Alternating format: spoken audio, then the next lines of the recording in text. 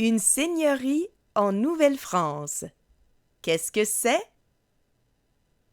Une seigneurie est une portion de territoire que le roi attribue à un seigneur.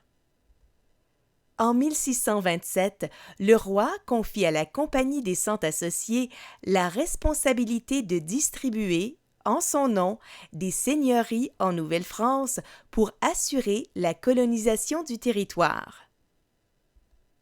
Lorsqu'on reçoit une seigneurie, on reçoit aussi un titre, celui de seigneur. En France, la plupart des seigneurs sont des nobles. En Nouvelle-France, par contre, les seigneurs peuvent aussi être des officiers militaires, des marchands ou encore des communautés religieuses. Recevoir une seigneurie ne vient pas sans obligation. Le seigneur doit y installer des censitaires. Un censitaire est un colon à qui un seigneur attribue gratuitement une terre à cultiver, qu'on appelle une censive. En Nouvelle-France, l'aménagement d'une seigneurie pour en faire un espace habitable et cultivable peut prendre de nombreuses années. Comme le territoire est couvert de forêts, il faut d'abord le défricher à la hache, à la scie ou par brûlis. On commence l'aménagement d'une seigneurie en défrichant le domaine seigneurial pour y construire le manoir du seigneur. Et on réserve une parcelle de terrain qu'on appelle la terre de la fabrique pour y construire une église. Le seigneur distribue ensuite des censives aux colons qui lui en font la demande. Peu à peu, les censives forment un rang qui fait habituellement face à un cours d'eau, par exemple le fleuve Saint-Laurent. Le seigneur et les censitaires construisent un chemin, appelé rang, pour relier les censives entre elles.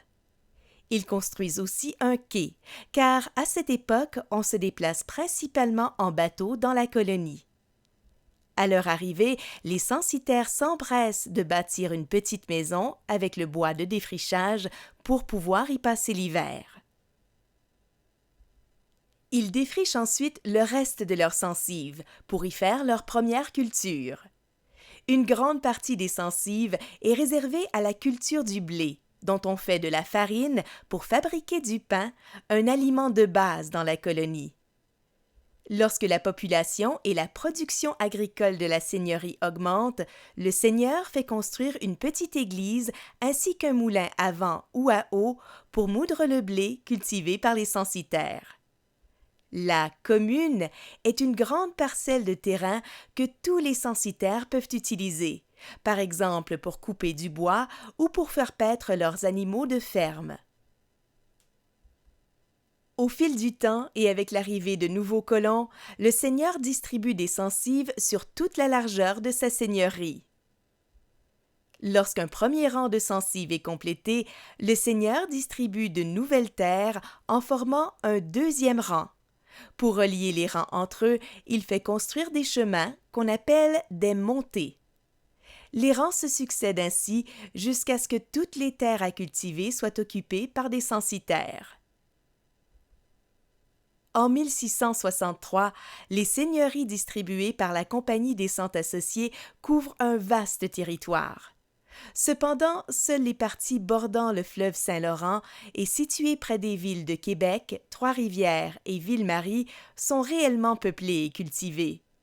Dans plusieurs seigneuries, une grande partie des terres reste inoccupée en raison de leur éloignement du fleuve et du petit nombre de colons français venus s'établir en Nouvelle-France.